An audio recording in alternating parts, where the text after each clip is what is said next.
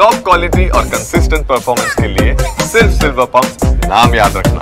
ಮಂಗಳೂರಿಗೆ ಪ್ರಯಾಣ ಬೆಳೆಸ್ತಾ ಇದ್ದೀರಿ ಸರ್ ಇವತ್ತು? ಅದೇ ನಾನು ನಾಳೆ ಹೋಗ್ಬೇಕು ಅಂತ ಯೋಚನೆ ಮಾಡಿ ತೀರ್ಮಾನ ಮಾಡಿದ್ದೆ. ಇವತ್ತು ಡಿಸಿಸ್ ಕಾನ್ಫರೆನ್ಸ್ ಅಲ್ಲಿ ನಮ್ಮ ಇಲಾಖೆದು ಮತ್ತು ಕೆಲವು ಸಬ್ಜೆಕ್ಟ್ಸ್ ಎಲ್ಲ ಇತ್ತು, ಅದೆಲ್ಲ ಮುಗಿಸ್ಕೊಂಡು ನಾಳೆ ಹೋಗೋಣ. ಮತ್ತು ಹೊಸ ಅಧಿಕಾರಿಗಳು ಕೂಡ ನೇಮಕ ಆಗಿರೋದ್ರಿಂದ ಅವರು ಎಲ್ಲ ಚಾರ್ಜ್ ತಗೊಂಡ ನಂತರ ನಾಳೆ ಸಭೆ ಮಾಡೋಣ ಅಂತ ಇದ್ದೆ. ಆದ್ರೆ ಈ ಪ್ರಕೃತಿ ವಿಕೋಪದಿಂದ ಈಗ ಮಳೆ ಮತ್ತು ಏನು ಲ್ಯಾಂಡ್ ಸ್ಲೈಡ್ ಇಂದ ಸುಮಾರು 3 ಜನ ತೀರೋಗಿದ್ದಾರೆ.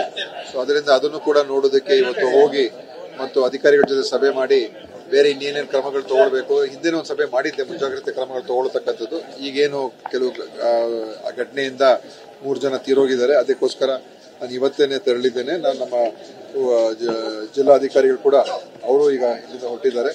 ನಾವು ಅಲ್ಲೇ ಎಲ್ಲ ಕಡೆ ವಿಸಿಟ್ ಮಾಡಿ ಮತ್ತೆ ಸಂಜೆ ಸಭೆಯನ್ನು ಮಾಡಿ ಬೇರೆ ಇನ್ನೇನು ಕ್ರಮಗಳು ತಗೊಳ್ಬೇಕು, ಇನ್ನೇನು ನಾವು ಮುಂಜಾಗ್ರತೆ ತೀರ್ಮಾನಗಳು ಏನೇನು ತಗೊಳ್ಬೇಕು ಅದನ್ನು ಕೂಡ ನೋಡ್ತೀವಿ. ಸರ್, ಈಗ ಅಧಿಕಾರಿಗಳ ಬದಲಾವಣೆ ಆಗಿದೆ, ಜೊತೆಗೆ ಆಂಟಿ ಕಮ್ಯುನಿಟಿ ಫೋರ್ಸ್ ಸ್ಥಾಪನೆ ಆಗಿದೆ.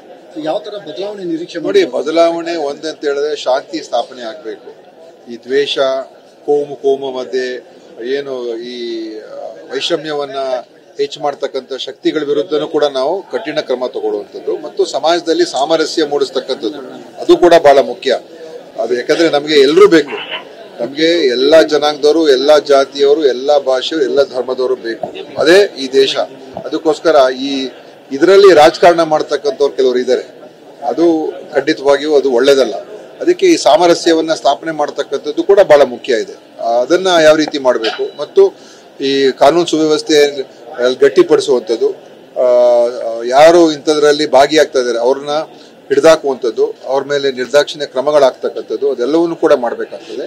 ಆದ್ರಿಂದ ಇವತ್ತು ನಾಳೆ ಅದರ ಬಗ್ಗೆ ಸಭೆ ನಾನು ಇಟ್ಕೊಂಡಿದ್ದೇನೆ. ಆದ್ರೆ ಪೊಲೀಸ್ ಅವರು ಈಗ ಹೊಸ ಅಧಿಕಾರಿಗಳು ಕೂಡ ನೇಮಕ ಆಗಿದ್ದಾರೆ ಅಲ್ಲಿಗೆ, ಅವರು ಇವತ್ತೆಲ್ಲ ಅಲ್ಲಿಗೆ ಡ್ಯೂಟಿ ರಿಪೋರ್ಟ್ ಆಗ್ತಾ ಇದ್ದಾರೆ. ಸೊ ನಾಳೆಯಿಂದ ಮುಂದಿನ ಕ್ರಮಗಳು ನಾವು ಗೃಹ ಇಲಾಖೆ ಗೃಹ ಸಚಿವರಿದ್ದಾರೆ ಪರಮೇಶ್ವರ್ ಅವರು ಕೂಡ ಅದರ ಬಗ್ಗೆ ಇನ್ನೂ ಹೆಚ್ಚಿನ ಮಾಹಿತಿ ಮುಂದೆ ಹೇಳ್ತಾರೆ.